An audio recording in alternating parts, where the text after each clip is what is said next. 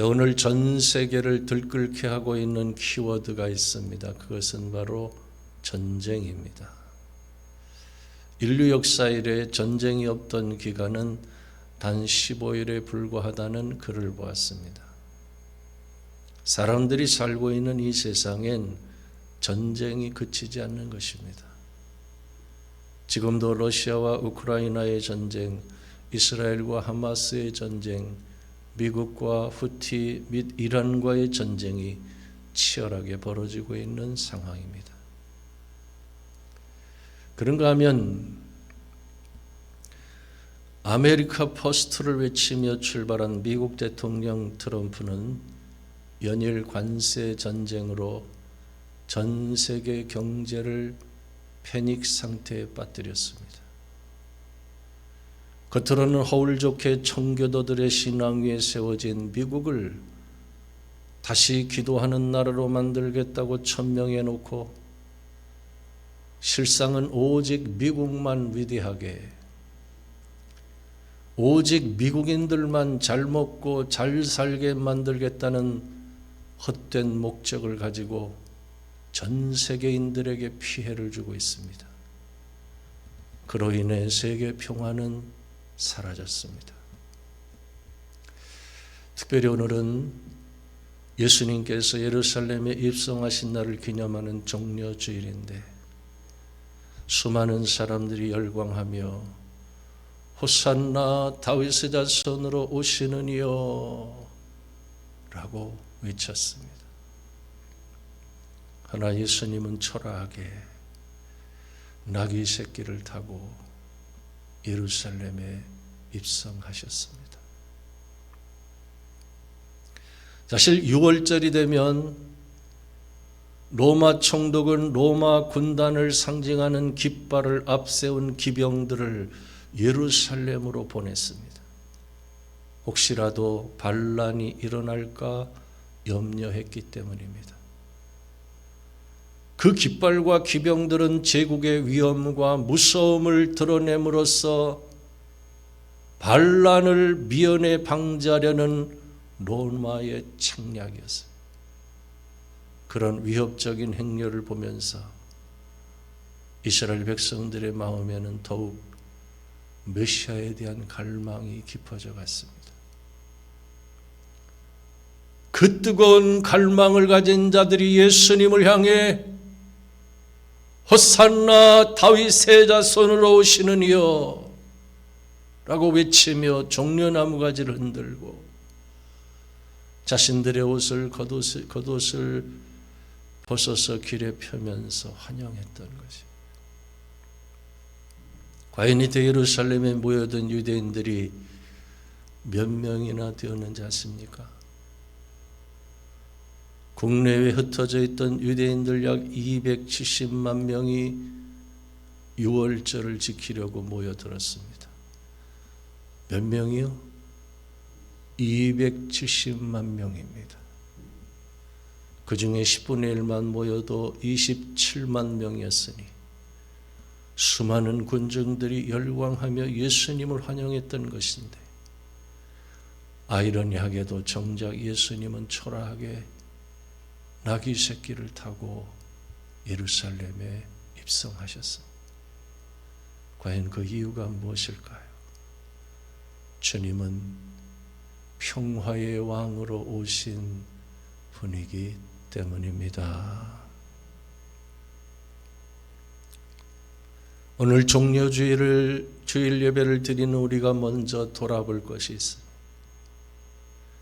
그것은 암울한 전쟁의 소식으로 평화가 깨어져 버린 이 세상을 위해 기도하고 있는가? 평화의 왕으로 오신 주님을 찬양하는 나 자신이 정작 마음속에 예수님이 주시는 참된 평화를 누리면서 살고 있는가? 또한 이웃을 섬기며 평화를 이루면서 살아가고 있는가? 우리 자신을 돌아봐야 합니다. 마태복음 5장 9절에 보면 화평하게 하는 자는 복이 있나니 그들이 하나님의 아들이라 일컬음을 받을 것이며 라고 말씀했습니다. 우린 하나님의 자녀로서 어디를 가든지 화평하게 하는 자로 살아야 하는 것입니다. 트러블 메이커가 아니라 피스메이커로 살아가야 하는 것입니다. 전에 성지순례를 갔을 때 오늘 본문의 배경인 겟세마네 동산에 가서 보았습니다. 겟세마네 동산에서 예루살렘 전체를 바라볼 수가 있었는데 그 예루살렘과 겟세마네 동산 사이에 수많은 무덤들이 누워 있었어요. 복음서는 예수님이 십자가에 못 박혀 돌아가셨을 때 무덤들이 열리며 자던 성도들이 많이 일어났고, 또한 예수님이 부활하신 후 무덤에서 나온 성도들이 예루살렘 성에 들어가서 많은 사람들에게 몸을 보였다고 말씀한 이유를 거기서 발견할 수가 있었습니다. 오늘 본문을 보면 예수님은 십자가를 지시기 전 마지막으로 기도하실 때 그 겟세마네 동산에서 3명의 제자들에게 내 마음이 심히 고민하여 죽게 되었으니 너희는 여기 머물러 깨어 있으라 하고 하셨어요. 우리 함께 본문 33절과 34절 말씀을 다 같이 한번 읽어보겠습니다. 33절과 34절 시작. 베드로와 야고보와 요한을 데리고 가실새 심히 놀라시며 슬퍼하사 말씀하시되 내 마음이 심히 고민하여 죽게 되었으니 너희는 여기 머물러 깨어있으라 하시고, 여기 보면 예수님께서 심히 놀라시고 슬퍼하며 내 마음이 심히 고민하여 죽게 되었다고 말씀하신 이유가 무엇입니까? 단지 십자가에 못 박혀 죽임을 당할 고통 때문입니까? 예수님께는 그보다 더 큰 두려움과 고민이 있었습니다. 그것은 바로 성부 하나님께 버림을 받는 것이었습니다.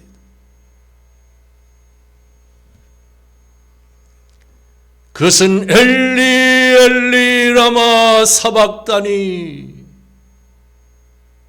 나의 하나님이여 나의 하나님이여 어찌하여 나를 버리셨나이까? 십자가상에서 가장 크게 절규하며 고통을 호소하신 것을 보면 알 수가 있어요. 그 고통이 얼마나 큰지 아셨기 때문에 예수님은 얼굴을 땅에 대고 엎드려 심한 통곡과 눈물로 기도하실 때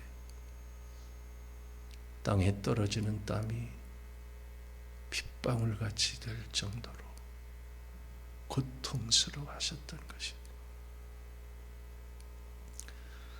그렇습니다. 예수님께서는 철저하게 버림을 받으셨습니다. 함께 살아온 가족들로부터 버림을 받으셨습니다.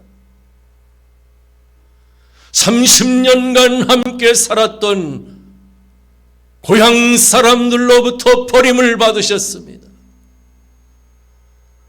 3년 동안 동고동락하며 훈련하고 가르쳤던 제자들로부터 버림을 받으셨습니다.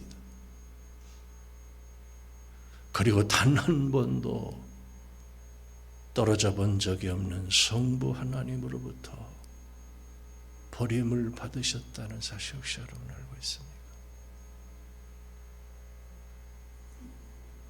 아니 예수님이 얼마나 외로우셨겠습니까? 사랑하는 성도 여러분, 이처럼 예수님께서 철저하게 버림을 받으신 이유가 무엇입니까?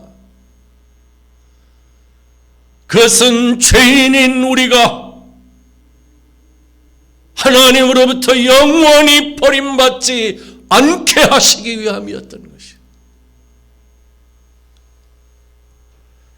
우리 인생이 세상에서 당하는 고통과 외로움 때문에 실족당하는 것을 막으시기 위함이었던 것이요. 인간은 하나님께 불순종하며 죄를 지으면서부터 외로움을 느끼기 시작했습니다. 그 외로움의 근원은 하나님과의 단절 때문인 것이. 정호성 시인이 쓴 수선하에게라는 시가 있습니다. 시상의 의미를 함께 생각하면서 들어보시기 바랍니다. 울지 마라. 외로우니까 사람이다. 살아간다는 것은 외로움을 견디는 일이다. 눈이 오면 눈길을 걸어가고 비가 오면 빗길을 걸어가라.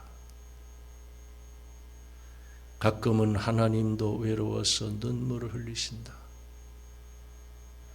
새들이 나뭇가지에 앉아있는 것도 외로움 때문이고 산 그림자도 외로워서 하루에 한 번씩은 마을로 내려온다. 우리 인간이 얼마나 외로운 존재인가를 시인은 너무나 잘 표현해주고 있어요. 외로움은 참으로 고통스러운 것입니다. 루마니아의 작가 게오르기우는 이 세상에서 가장 무서운 것은 외로움이다. 외로움은 죽음과 같다고 했어요. 또한 스위스의 정신의학자 폴 트루니에는 외로움이야말로 이 시대의 가장 절망적인 만성적인 질병이다 라고 말했습니다. 과연 인간의 외로움을 누가 가장 잘 알고 있을까요? 오늘 본문의 성부 하나님과 사람들로부터 철저하게 버림을 받고 외로움을 경험하셨던 예수님께서는 우리 인생이 얼마나 외로운 존재인가를 가장 잘 아시는 분입니다. 그러므로 우린 세상에서 외로움을 느낄 때마다 그 예수님 앞으로 나아가야 하는 것입니다. 할렐루야. 성경에 보면 바울 사도는 인생 말년에 너무나 외로운 처지가 되었어요. 로마 감옥에 갇혀서 죽음의 위협이 시시각각 다가오고 있음을 느끼며 외로움을 느꼈어요. 그럼에도 불구하고 그는 외로움을 넘어서는 믿음을 갖고 있었습니다. 그는 달려갈 길을 다 마치기까지 믿음을 지켰다고 말합니다. 그 이유는 한 가지. 그는 항상 주님의 임재를 사모하면서 주님과 함께 사명의 길을 걸어갔기 때문인 것이. 그렇습니다, 여러분. 신앙의 길은 넓은 길이 아니라 좁은 길입니다. 때로는 너무나 고통스럽고 외로운 십자가의 길입니다. 우린 항상 바울처럼 주님의 임재를 사모하며 주님과 함께 좁은 길을 걸어가야 하는 것입니다. 그것이 바로 주님을 외롭지 않게 해드리고 우리 자신도 외로움의 위험에서 벗어나는 길인 것입니다.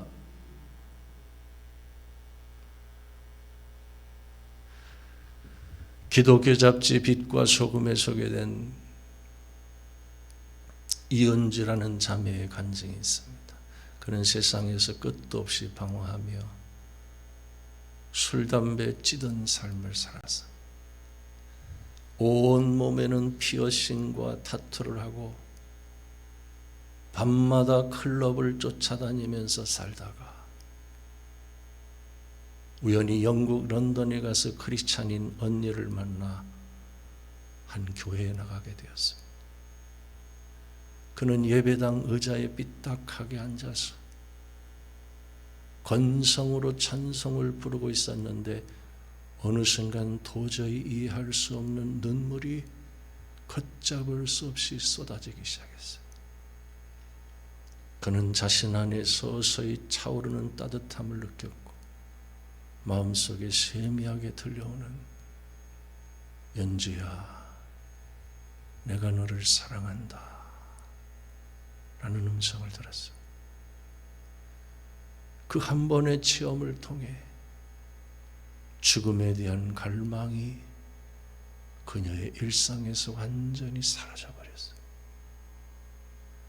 오늘에도 이처럼 하나님의 임재를 체험할 수 있어야 하는 것입니다. 과연 오늘 여러분은 하나님께 드리는 이 예배 시간 무엇을 사모하고 있습니까? 예수님께서 주실 선물을 사모하며 그분의 손만 바라보고 있는 것은 아닙니까? 사실 나의 필요를 채우기 위해,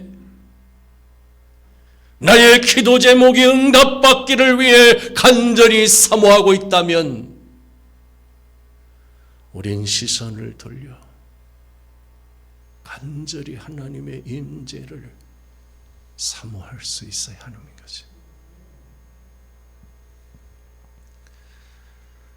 주님만을 원합니다. 더 원합니다. 나의 마음 만져 주소서. 이처럼 오직 주님만 원하는 참된 예배자가 되어야 하는 것입니다.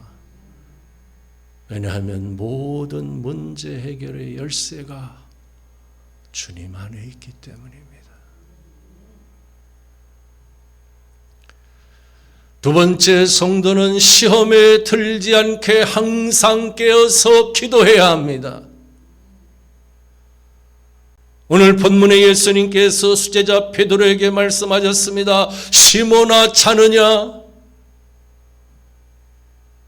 네가 한 시간도 깨어있을 수 없더냐? 시험에 들지 않게 깨어있어 기도하라. 이때 겟세마네 동산에서 깨어 기도하지 못했던 베드로가 어떤 결과를 맞이했습니까? 모두 주를 버릴지라도 나는 결코 버리지 않겠나이다. 내가 주와 함께 죽을지언정 주를 부인하지 않겠나이다. 호언장담했던 그가 대제사장의 어린 여종 앞에서 예수님을 저주하면서까지 3번씩이나 부인하며 큰 시험이 들고 말았어요. 반면에 얼굴을 땅에 대고 엎드려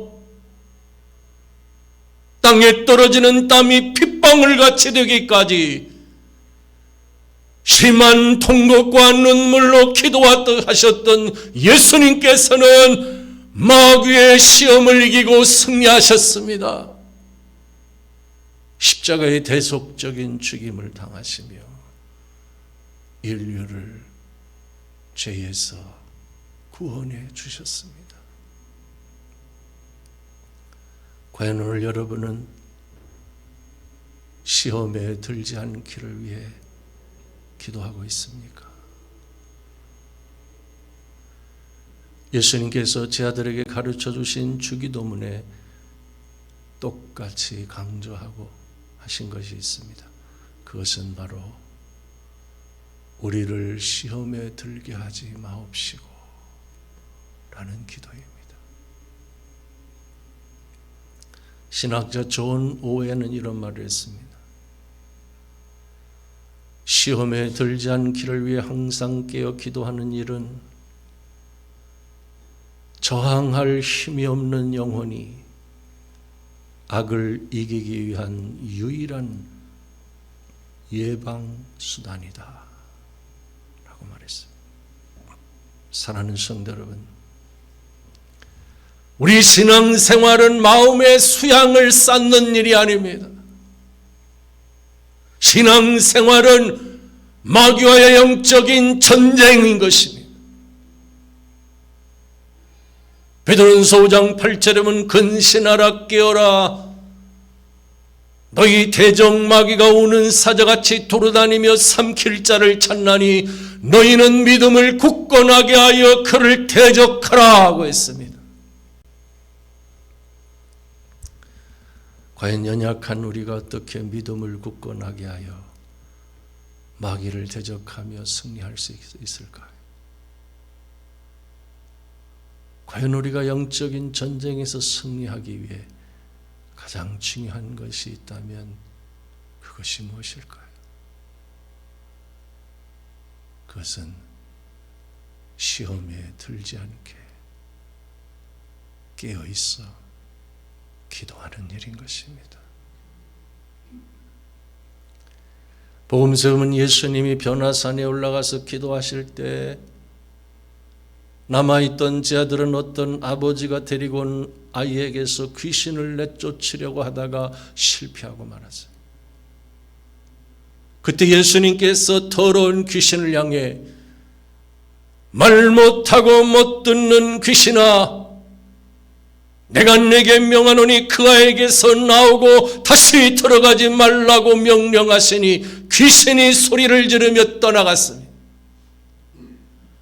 그 후에 제자들이 예수님께 우리는 어찌하여 능히 그 귀신을 쫓아내지 못하였나이까? 라고 물었을 때 예수님께서 뭐라고 대답하셨습니까? 기도 외에 다른 것으로는 이런 종류가 나갈 수 없느니라. 그렇기 때문에 예수님은 식사할 겨를도 없이 사역하고 풍랑이는 배 안에서 곤히 잠드실 정도로 피곤하게 일하시면서도 기도를 쉬지 않으셨던 것입니다. 또한 중요한 일이 앞에 있을 땐 밤이 맞도록 기도하셨던 것입니다.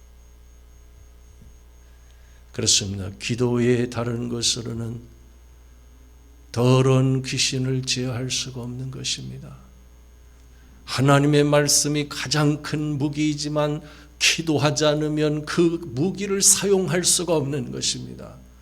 그 누구도 기도하지 않으면 시험을 이길 수가 없는 것입니다. 그러므로 우린 무시로 성령 안에서 쉬지 말고 기도해야 합니다. 항상 시험에 들지 않기를 위해 기도해야 하는 것입니다. 세 번째, 예수님은 성부 하나님의 뜻을 따르는 길을 선택하셨어요. 오늘 본문을 보면 예수님은 얼굴을 땅에 대고 엎드려 땅에 떨어지는 땀이 핏방울같이 되기까지 심한 통곡과 눈물로 기도를 드리셨어요. 우리 함께 또 35절과 36절을 한 목소리로 다 같이 한번 읽어보겠습니다. 시작.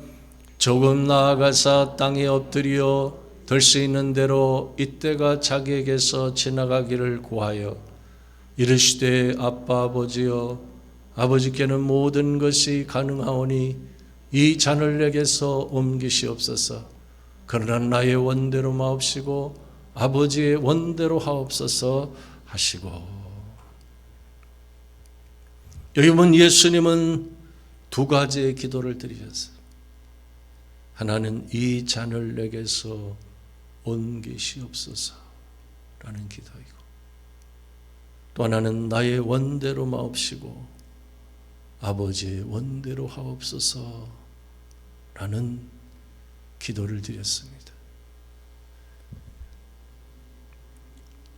그리고 그 사이에 십자가에 죽음이 있었어요. 어떤 신학자가 이런 말을 했습니다. 예수님께서 이 잔을 내게서 옮기시옵소서라고 기도하셨을 때 마귀는 좋아서 춤을 추었을 것이다. 반면에 나의 원대로 마옵시고 아버지의 원대로 하옵소서라고 기도하셨을 때 천사가 기뻐서 춤을 추었을 것이다 라고 말했습니다. 사랑하는 성도 여러분, 신앙이 바로 이런 것입니다. 자신이 원하는 대로 행하지 않고 하나님께서 원하시는 대로 행하는 것입니다. 마가복음 3장 35절에 보면 누구든지 하나님의 뜻대로 행하는 자가 내 형제요 자매요 어머니이니라 예수님께서 말씀하셨어요. 사실 내가 원하는 것을 내려놓고 하나님이 원하시는 뜻대로 행하는 과정은 결코 쉽지 않은 일이에요. 오죽하면 예수님께서 흘리신 땀이 땅에 떨어지는 핏방울 같이 되었겠어. 예수님께는 도저히 상상조차 할 수 없는 성부 하나님으로부터 버림받으시는 고통을 감수하셨겠습니까? 그러나 고통과 번민의 시간을 보내신 후에 예수님께서는 제 아들에게 일어나라, 함께 가자. 보라, 나를 파는 자가 가까이 왔느니라 하고 있어요. 이처럼 두렵고 떨리지만 하나님의 뜻이라면, 반드시 가야 할 길이라면 피하지 않고 가는 것이 바로 십자가의 길인 것입니다. 오늘 설교를 듣는 여러분 모두가 내가 원하는 것보다 하나님이 원하시는 뜻대로 살아가는 그런 지혜로운 성도들이 되실 수 있기를 주님의 이름으로 축원합니다. 기도하겠습니다.